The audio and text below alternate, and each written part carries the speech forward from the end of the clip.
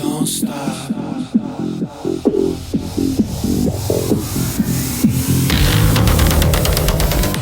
Hi, I'm Zach Randall-Friedman, bringing you the Everything and Anything in a Bit Gay podcast.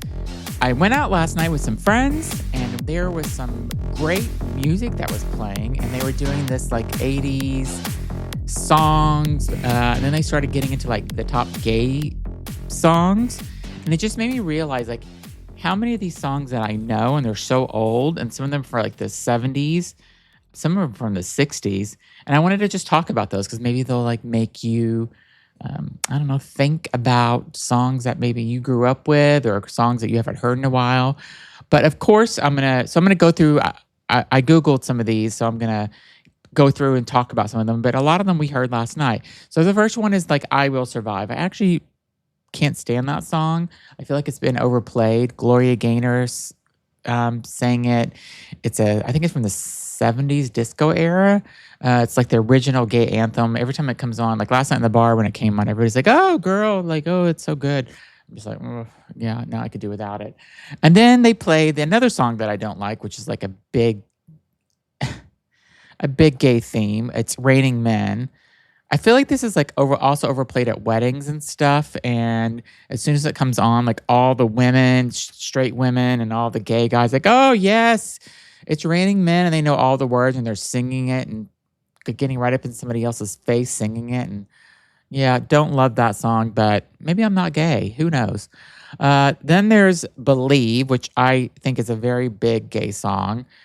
Cher sang that one, and I do like that song. Adam Lambert did a cover of this for Cher at the Kennedy Center, and it was so good the way that he did it. Adam Lambert is like an underrated singer, even though he's good, and I think he's getting more credit for his amazing talent. But I do like "Believe." And then there's "Vogue" by Madonna, which I love. I still love it today. And I think Madonna's new album, Danceteria, that song, I think that is going to be added to this gay list of songs. And then "Born This Way" by Lady Gaga is also another huge gay song, which I appreciate and love. And then recently, Robin has come back, and she's doing all these. She did a resurgence almost of "Dancing on My Own," and she was all over TikTok and all over the gay channels for a while. And I love Robin. I'd like to see her in person, in concert, but I don't know if I know enough of her songs, but I think she's super talented. I love her kind of just like, "I'm doing this." I feel like she's got a little bit of a resting bitch face, which I love. And then there's "Toxic" by Britney Spears, which is, of course, a huge gay song. And Britney's loved by the gays. I love Britney. I think she's great. I think she's fucking nuts, though. I don't know if you've seen her recently on doing her Instagrams, but she is going really. There's a mental issue there. I don't know. She's just looking. She's talking to herself now. She's talking about her Botox didn't work and her eyebrow was falling down or something. She's doing this baby voice. Something's off there. I think she needs some mental therapy. I don't know if anybody is with her in that house because she has her phone on a tripod and she's doing these twirls and dances. If you haven't look up Britney Spears' Instagram account. Plus, she turned her comments off like a year ago or 2 years ago, so nobody can make any comments.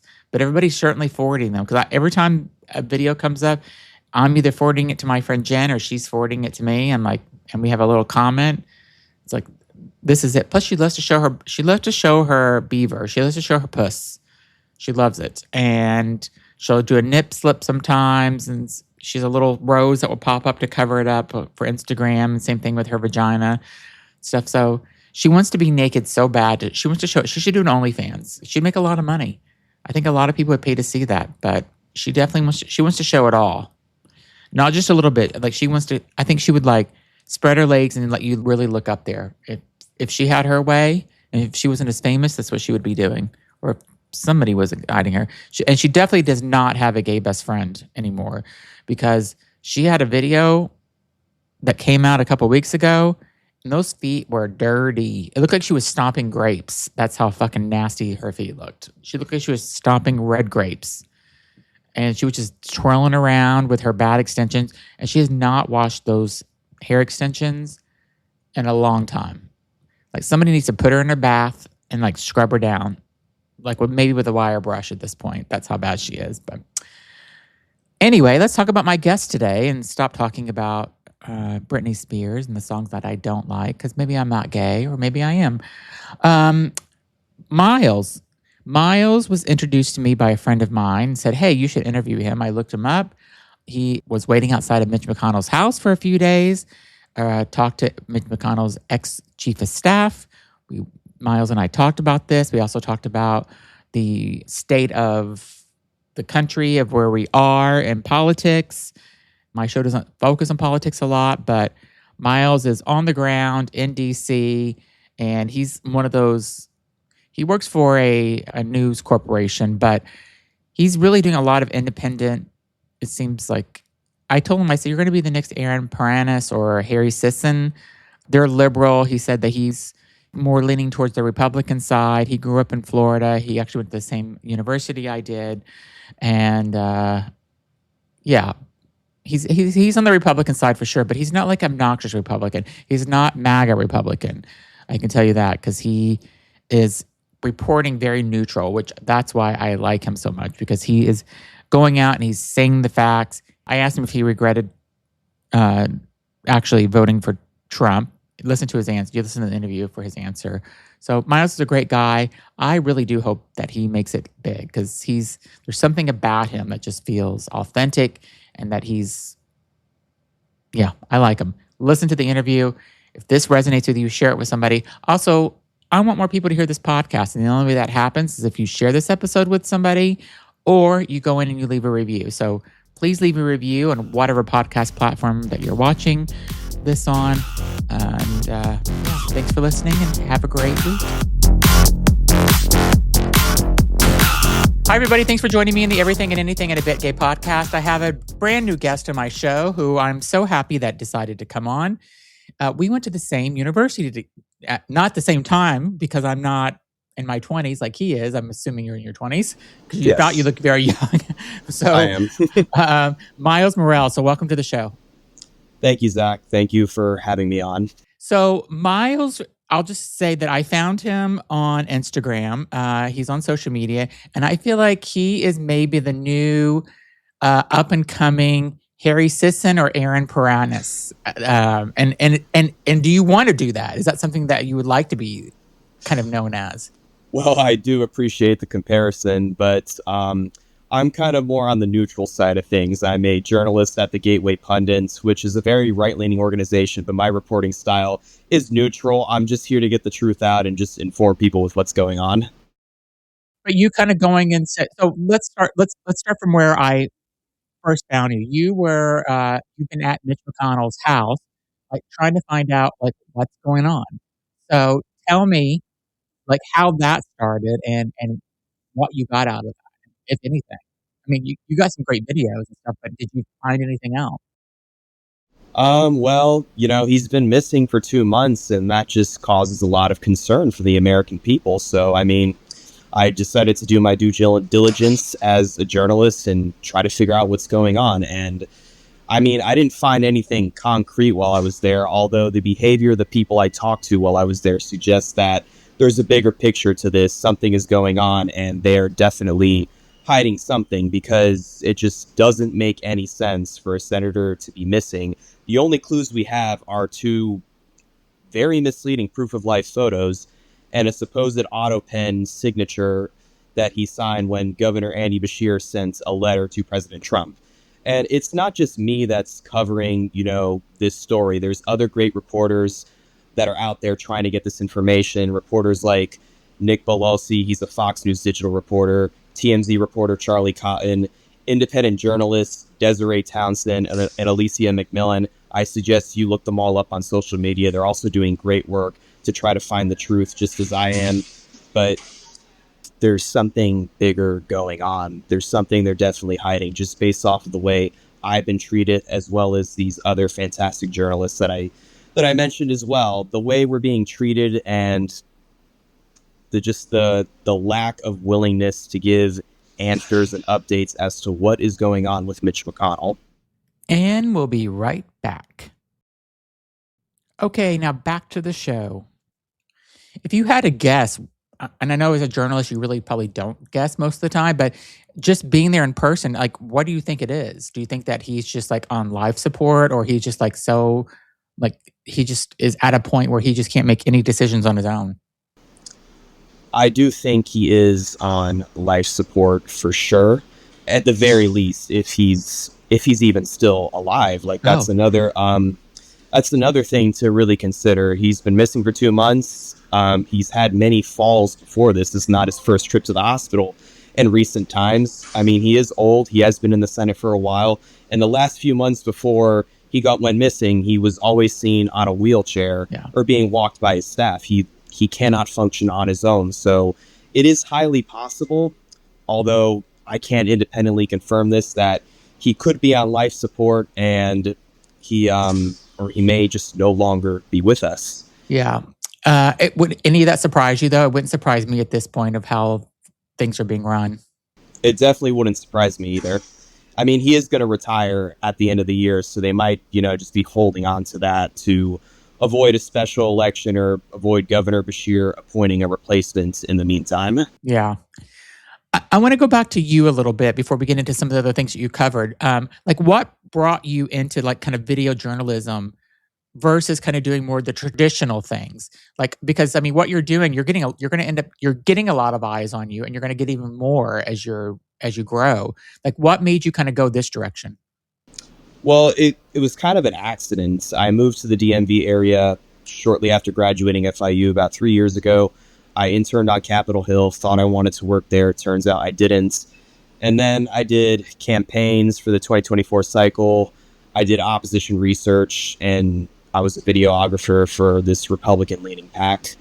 And I just fell in love with video journalism from there and just started doing media after. I like video editing. I like capturing moments, being present in the moment Yep. to capture it on video. And it's just something I've really just grown to enjoy. And I look forward to continue to do so and see where it takes me. And you said that you worked for you work for a publication or currently, right? But it seems like you're doing a lot of independent things, kind of on your own. Is that the right way to look at it, or you're just kind of doing follow ups to what you're publishing with that publisher? Well, it honestly depends because at certain points in my life, I have done independent media. So I still do a little bit of that. But these clips in particular were too good to pass up. So I did type up an article for the publication I work for, which is the Gateway Pundit, as I previously mentioned. There's so much stuff happening out there, especially in the DMV area. Like, how do you decide, like, what do you want to chase, and what are you just like, okay, well, there's too many other people doing that. I mean, but there's like dozens of stories that are happening in the DC area right now, and everything seems like it's in turmoil. Like, how do you kind of decide like what you want to go after? Well, if we're talking for the month of August, Congress has this tradition known as August recess. I do most of my stuff on Capitol Hill, and you'll see it in my socials if you scroll Yeah. further down. I talk to senators, I talk to lawmakers about various issues. I am essentially one of Gateway Pundit's Capitol Hill correspondents, but I also like to cover protests and just events that are happening in the DMV area.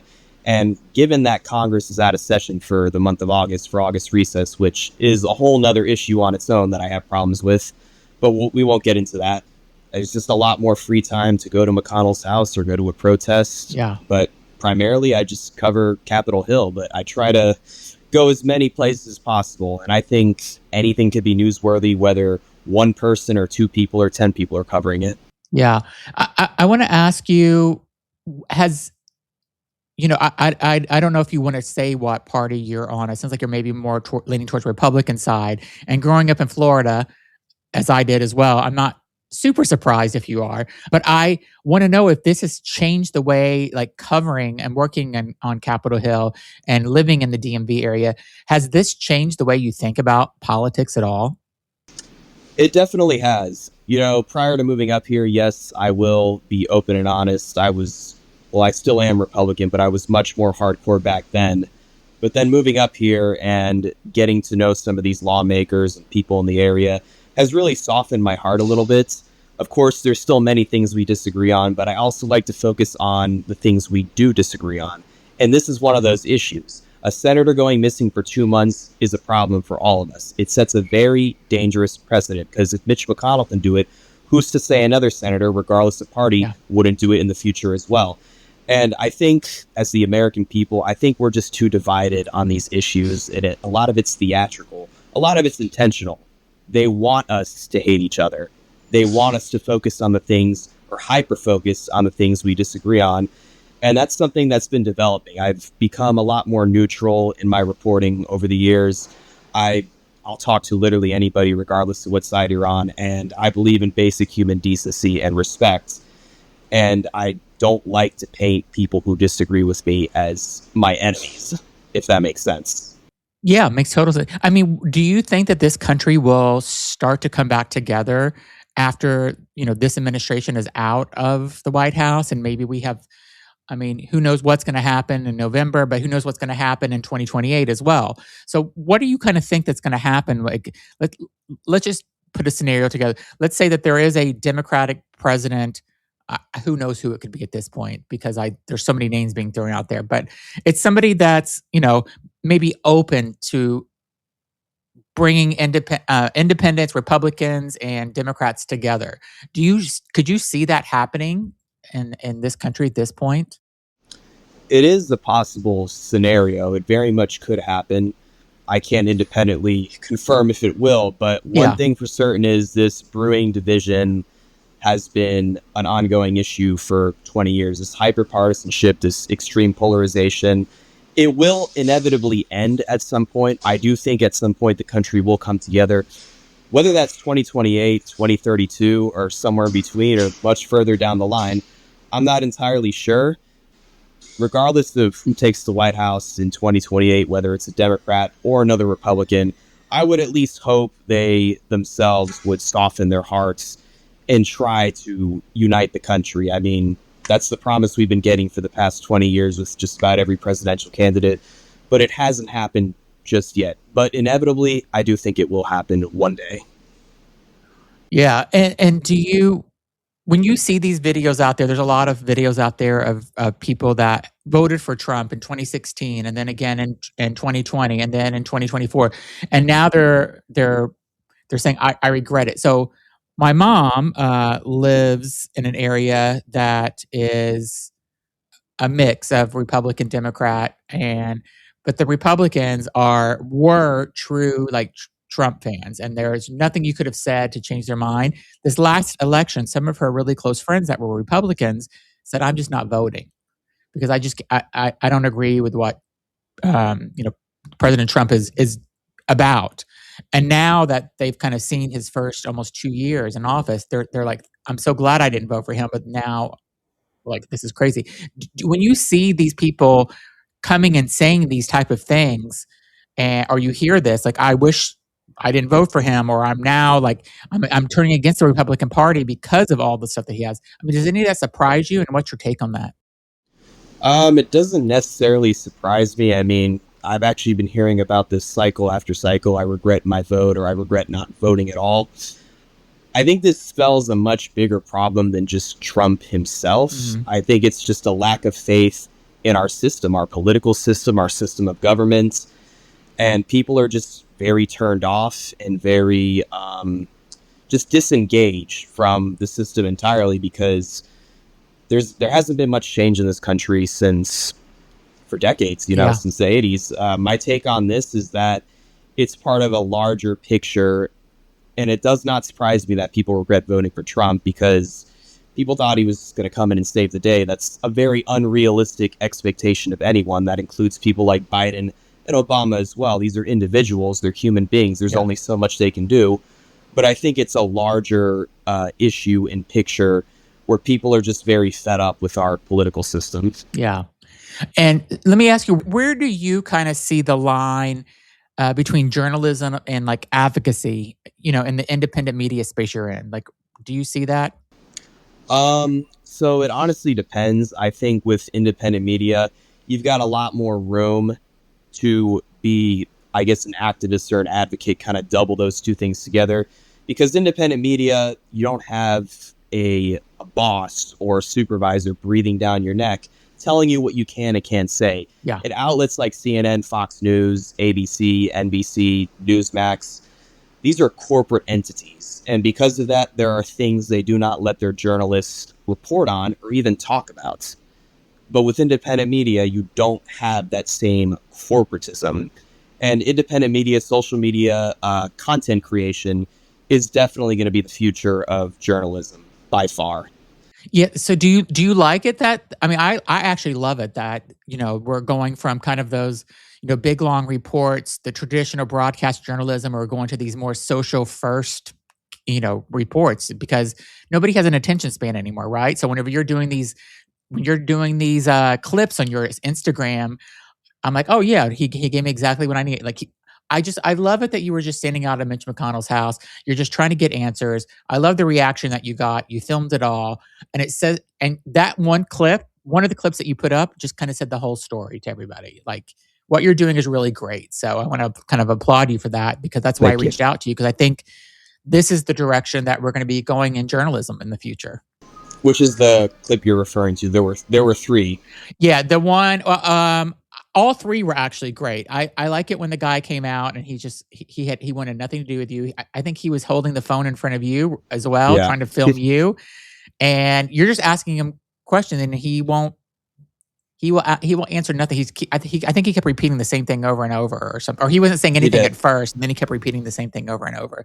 I also seen another clip where they had a caregiver come in, and before she got in, she was saying, "Oh yeah, I'm here," and she was talking. But when she came out, she stayed the night. She said nothing. Like, I guess they said she probably had to sign an NDA or something, I'm assuming, and to get out of the building. I would not be surprised if anyone who enters that building is forced to stay silent. And why are there so many people who don't even live there entering the building? The gentleman you're referring to in my clip, his name is Stephen J. Law. He's been a power player in Republican politics for decades. He used to be McConnell's chief of staff in the 1990s. He is the CEO of two nonprofits, One Nation and America's Crossroads, and he's heavily involved in the Senate Leadership Fund, which is a Republican super PAC that raises money to help Republican candidates across the country. So he's been deeply involved for quite some time, and it was very interesting to find him at the house. Like, what was he even doing there in the first place? And we'll be right back. Okay, and now back to the show. I have to ask you, since Lindsey Graham just passed recently, what were your thoughts on Lindsey Graham? Lindsey Graham, in my personal opinion, is part of an institutional problem, and that is that senators serve way too long. They get 6-year terms. There's too many safe states, both on the blue and red column, and we end up getting these people in there for decades. He's one of those people, and the longer they stay, the more influence they have. Lindsey Graham had a lot of influence on our foreign policy. I've even heard rumors that he would sign a lot of the funding checks himself for President Trump to send to foreign countries. Whether or not this is true, it's all speculation. But at the same time, I would not be surprised given his power and influence. And for him to suddenly die and to have his sister take his place, there's going to be a runoff coming soon between his sister and Ralph Norman. So definitely watch that race. It's on August 25th, the runoff. But just to have his sister endorsed by the president and potentially take his place after he was there for over 20 years, that's nepotism. And it's happening across the country. I don't know if you're familiar with former Rep. Raul Grijalva. I don't know if I'm pronouncing that right. He was an Arizona rep who was in Arizona politics for decades. He died before he could finish his term, and his daughter gets elected. Wow. Same thing in Virginia, which is across the river from where I'm at. There's this man, he's a former rep. His name was Jerry Connolly. He died last year, and his chief of staff wins a special election for his seat. And I just see that as a huge problem in our politics. Yeah, totally. Whenever all these rumors were out about Lindsey Graham, did you ever think about kind of going and trying to find out about him being with rent boys and transgender women and stuff? And the thing that I think is so interesting about that is he was so anti-LGBTQ plus, yet that was all the rumors were about him around that. Did you ever want to look into that at all? From a journalistic standpoint, I never thought it was worth looking into. From a personal standpoint, yeah, I did think about it from time to time. I found it a little odd that he never married or had kids or anything like Yeah. that. But I mean, his personal life really doesn't have any effect on me, but it's definitely something to think about. Yeah. Think about a moment where you were you were on Capitol Hill. Like I've seen you walk and talk to many people on Capitol Hill. You walked by Ted Cruz and got to talk with him. Um, I mean, what is that feeling like whenever you're able to see these public figures and you can, kind of ask them what you want because it was just you and him in the hallway, that like for Ted Cruz example. I mean, is there a rush that you get whenever you're able to kind of see, no matter who it is, not just Ted Cruz, but just any of these people? Because they're publicly known public figures. I mean, is that thrilling to you? It definitely is thrilling to get to talk to any of these people, although at first the thrill was much higher than it Yeah. is now. I've been doing this for a couple of years, so I'm somewhat used to it, but it's an interesting feeling. You see these people on TV.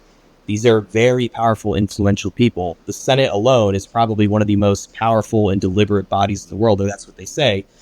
It is very interesting to talk to them. I do get somewhat of a thrill, somewhat of a nervous feeling. Even to this day, I've talked to many of them on many occasions. A lot of them recognize me by face. Some of them even know me by name. And I've even built some rapport with a lot of them, more so on the House side than the Senate side. I like covering the House side better. That's just a personal thing. Yeah. But it is definitely interesting nonetheless. And you'd be quite surprised how these people are on camera. A lot of them are not like that off camera. Give me an example. There's this congressman from Tennessee. His name is Tim Burchett. Mm-hmm. He is on camera. He's very heavy hitter, hardcore, conservative. The Democrats are destroying America. But off camera, he's probably one of the friendliest people you'll ever met. He will stop and talk to literally everybody. He won't even ask you what side you're on. He's just a very kind old man. Off camera. Is that the guy that's doing the UFO stuff where he's talking about it so much? Yes, I love Yes. him. I actually like him a lot because he's so upfront about let's just get it out there and talk about it. And the stuff that he's seen, he's like, you wouldn't sleep at night. Like, I'm dying to know what he knows. I wish he would sit down and do a full, proper interview. And I actually have another example that may actually take you by surprise, and that is Rep. Nancy Mace. Okay, tell me. I would love to hear why that would be. Yeah, tell me. So Nancy Mace, in my personal opinion, I think she was just playing theatrics and trying to get an endorsement for, her failed bid for governor. She will be out of Congress next year, but off camera, I've had great conversations with her. She has always asked me oh, where are your gloves? It's cold. She introduced me to her dogs. Yeah. She's actually very nice, believe it or not, off camera, and she treats everyone with the same dignity that Tim treats people. She's very friendly. She will talk to literally anyone, regardless of what side of the aisle you're on. And I do have to commend her for her push to get the Epstein files released. Yeah. Good on her for that. She was, I believe, the final vote. It was her, Lauren Boebert, Marjorie Taylor Greene when she was still there, and of course Thomas Massie, who's worked on it extensively. Those four were the last four that were, I believe, needed to get the Epstein Files Transparency Act passed from the House into President Trump's desk. So I will always applaud her for that advocacy, at the very least. Do you think we'll get any more out of the Epstein files at this point? I know that the UK has subpoenaed them unredacted and stuff. Do you think that anything will get any more out of it for the US people? It's a bit hard to tell. I would like more to come out. I would like people to start having these conversations again. It seems everyone's just completely forgot about the Epstein files when last year that's all anybody would talk about in the beginning of the year when some of the files were released, but there's still millions upon millions. I would at least hope that this conversation gets revived. However, seemingly people are just forgetting about it. Yeah, and who would you really want to meet though and sit down with? Would you ever want to do a sit-down interview, or do you want to kind of stick to this social media? But I know you're more on the Republican side, but let's say AOC wanted to sit down with you and have a one-on-one interview. Would you be up for that? Absolutely. In fact, one of the squad members, Rashida Tlaib, me and her get along just fine. I will talk to anybody if they invite me to a sit-down interview, and I will try to frame my questions to be as neutral as possible. I like to give other people the platform. It's not about me. It's not about, haha, got you for really anybody. So yeah, I would 100% be open to having a sit down with AOC if I ever get that opportunity.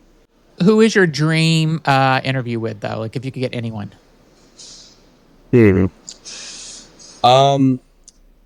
There's a couple of people that I would like to interview. I would like to interview Governor Ron DeSantis just because he's the governor of the state I'm from. Yep. And he was governor for 8 years, whether you like him or not. So I think that would be a very interesting interview. Another one would be Governor Glenn Youngkin. I lived in Virginia for 2 years, so he was also my governor for 2 years. And another governor that I would like to interview is actually Governor Andy Beshear. I think he has a very interesting brand. He's a Democrat governor in a very, very red state.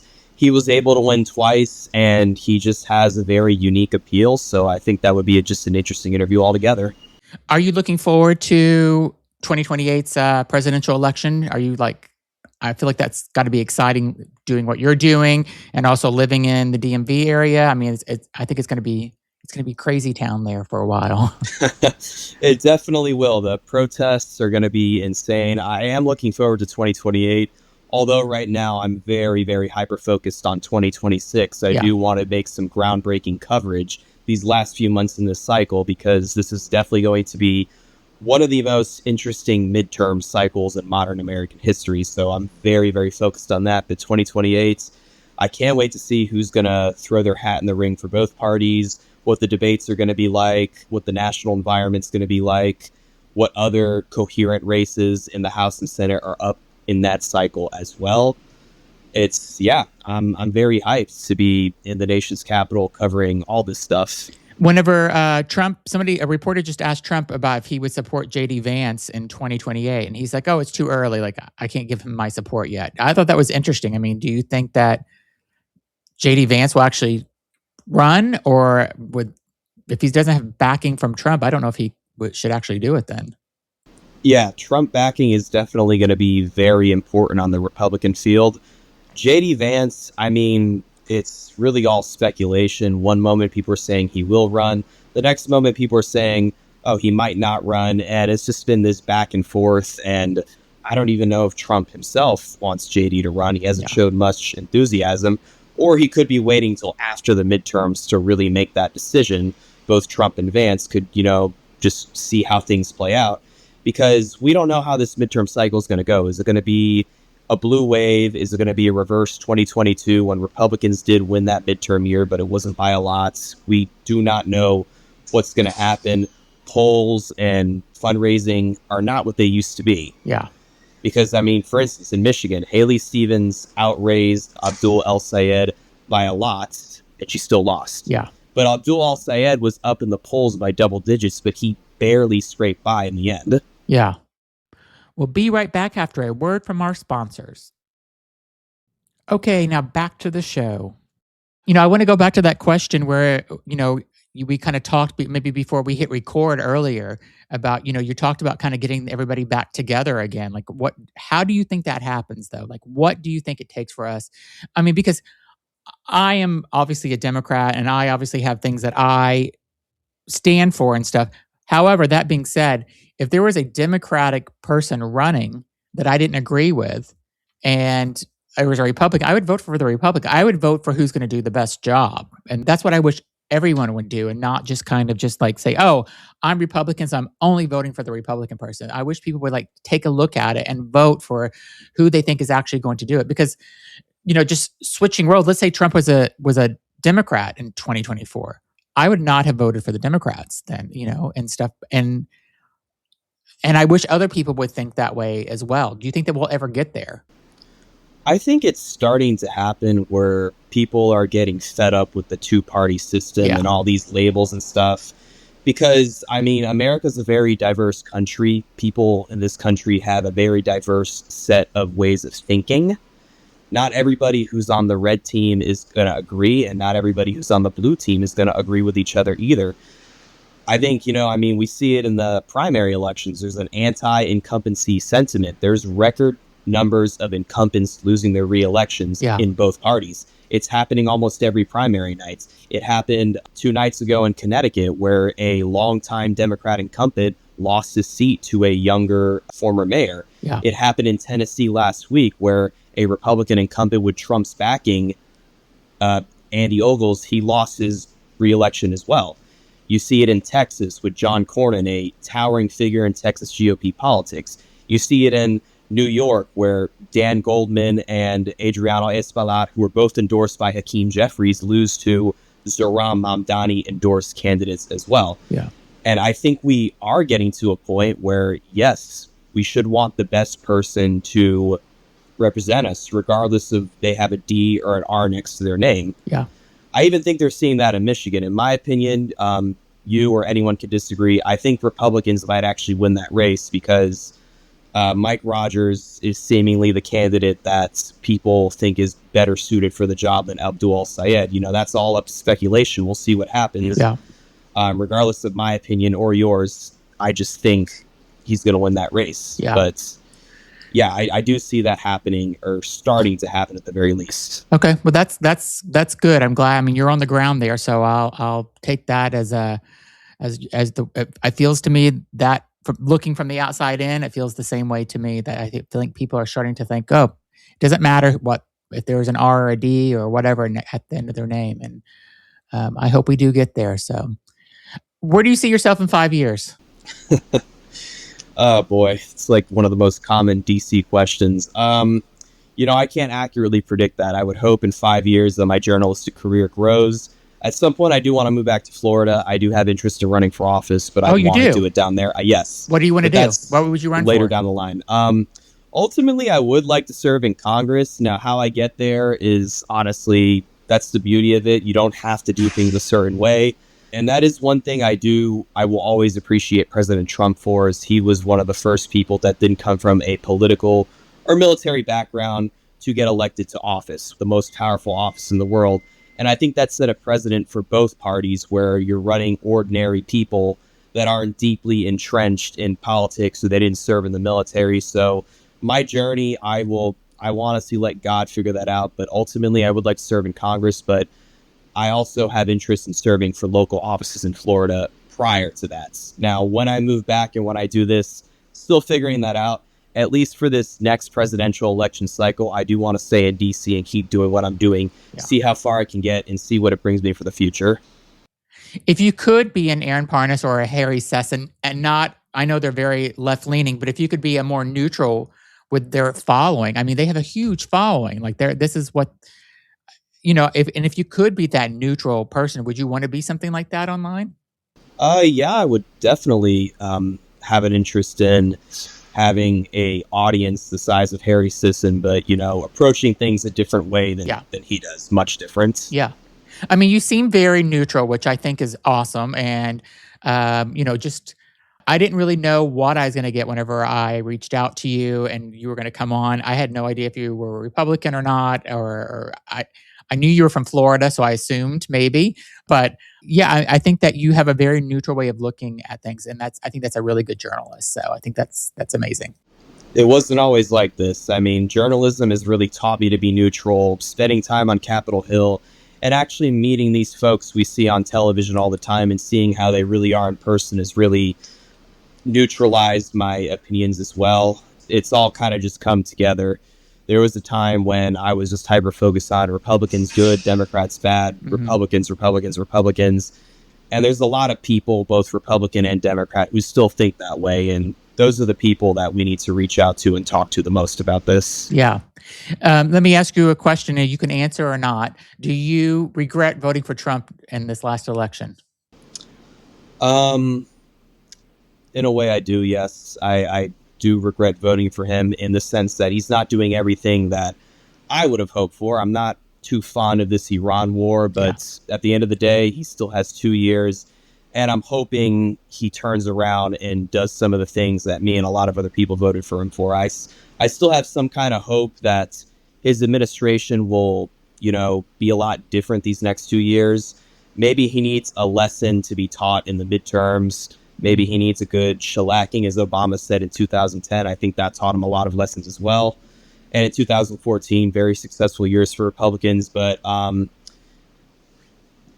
I'm not really like, oh, I regret it to the fullest. It's more so I want to see him do better. Got it. Well, I think you're pretty amazing the way that you're doing your reporting. I can't wait to see where you are in 5 years. I know it's such a DC question, but I think that you're going to blow up online, and I hope you are that, kind of neutral Harry Sisson in the future. I have one more question. You said that you mentioned Marjorie Taylor Greene. Did you ever get to talk with her? A few times, yeah. If you want to talk about regrets, I wish I spoke to her more because I've been following her for quite some time, as well as Tucker Carlson too. He's actually somebody that I would like to maybe debate or meet in the future. Don't know why I didn't bring him up, but yeah, no, I've spoken to her. She's a sweet old Southern Georgia lady. At the end of the day, I would love to have her on my show, like, because I don't even know where she sits anymore. I know she's against Trump now, but she's so back and forth, and everything she says, I think sometimes is, it's kind of like a great headline. The things that she says, she knows what she's doing to get attention. Oh yeah, yeah. I think it will be interesting to see what she ends up doing in the future. It definitely will. I mean, maybe she'll run for president. I mean, this is going to be an interesting field on both parties. I look forward to seeing who's going to throw their hat in the ring starting early next year, because that's usually when people start doing it. Yeah. All right. Well, listen, whenever you become a big internet star, just remember that you came on my podcast and you should come back.